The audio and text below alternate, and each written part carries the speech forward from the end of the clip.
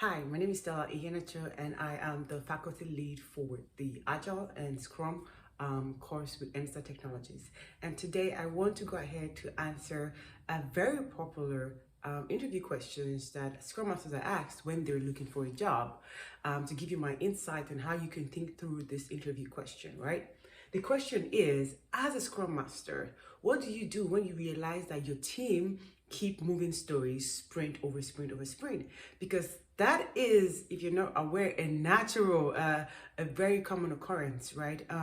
Because this affects a lot of things. This affects release planning, this affects schedule, this affects project timelines, it affects program timelines, it affects initiatives, and so most of the time we find ourselves in a situation where we have Scrum teams that keep taking moving stories sprint over sprint over sprint, and managers or organizations are trying to reduce that behavior, and they will want to know, if you come on board and you are a Scrum Master for a Scrum team and you realize that this keeps happening every time and over time, how are you going to handle that situation? Now, the first thing that I would tell you to do is, before you even begin to come up with a solution, because we don't know what the cost is, right? Is to find out what is the cost, what is the reason why these teams keep moving stories sprint over sprint over sprint. And the best Scrum ceremony to handle such cost finding or to ask this question is the retrospective.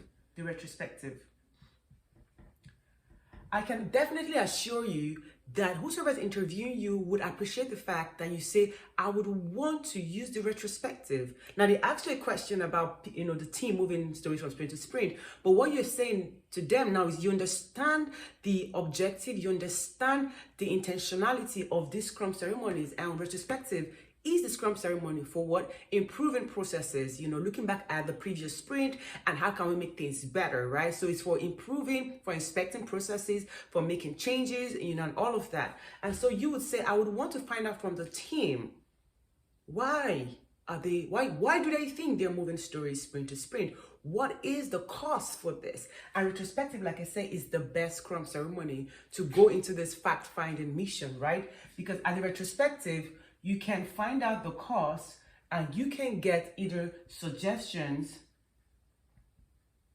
from the team, right? One thing about being a Scrum Master is, in as much as you might not have authority, you do have influence, right? And the best way to really be an advocate for your team is to listen to what your team is saying, to get their feedback, to ask them, say, what do you think? What do you recommend? What do you suggest? Because they're the one actually doing the work. They're actively in doing the work. And so you ask them, so guys, congratulations, we just finished another sprint. This is what, our sprint report looks like, or our velocity chart looks like. And we realize that, we've moved over story points, maybe 10, maybe 15, from the previous sprint now over to the new sprint. What happened, right? Giving them an open-ended question. What happened? What happened? What was the cost for this? Because how can you provide a solution to your team or recommend a solution if you don't know what the cost is? What is the cost for this? And by the time they begin to make a list of all the costs during the retrospective, you can make a note of all of those costs and then ask them, what are the suggestions? You might know what the suggestion is. You might know the best mode of approach, the best way to handle the issues, but you want to ask them, what do you think we can do better? What are you doing? You're making them accountable for their decision. You're making them accountable for the solution, so that you ensure that the solution is, they follow through the solution, right? So what is the cost and what is the suggestion?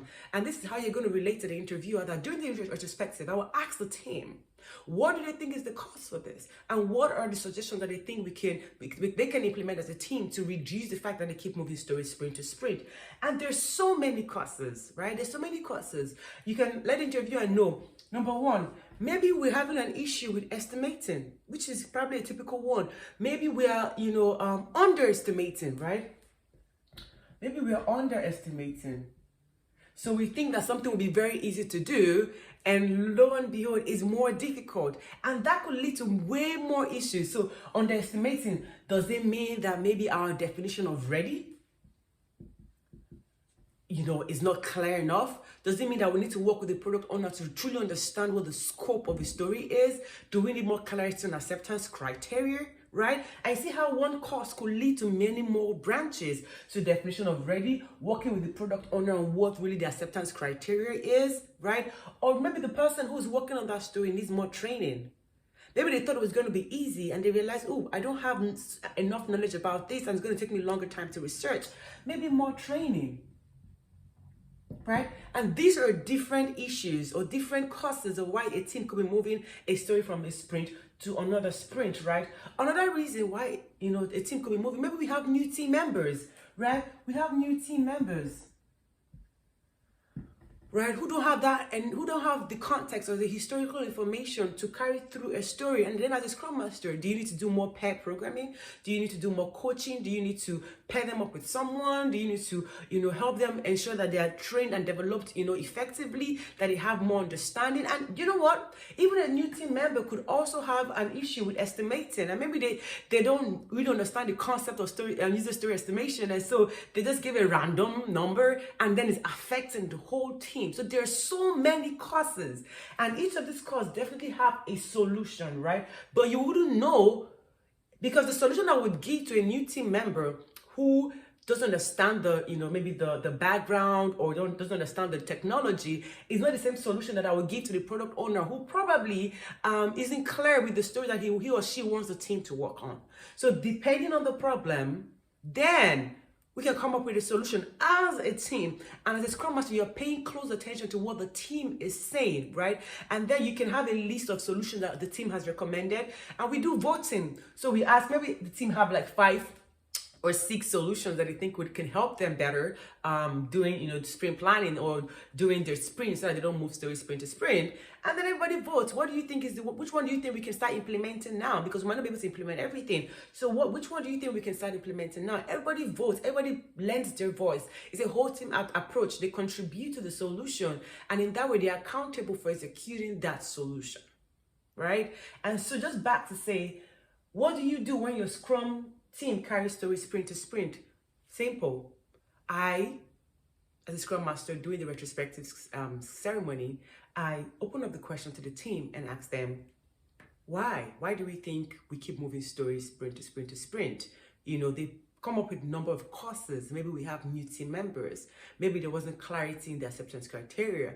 Maybe we need more training about this. Maybe this was bigger than we thought it was going to be, right? Do we need then the solutions could be, I as a Scrum Master need to teach the team or coach the team on what the best approach is for user story estimation? Do we have new team members who probably I need to also coach more to have a more hands-on approach with them? Do I need to work with my product owner in ensuring that the stories are truly broken down to the capacity where the team can execute them within a sprint, right? Or maybe the team are having so many external distractions, and someone could say, I was working on my story and then my manager called me out to work on something that he or she said it was a showstopper.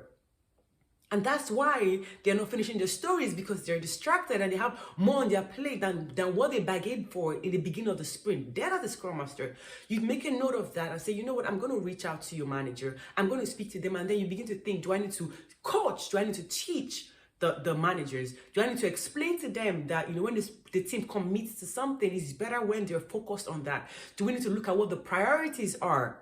Do we need to have a conversation between the product owner and the manager on what priorities the team should be working on? Is there a lack of clarity on priorities?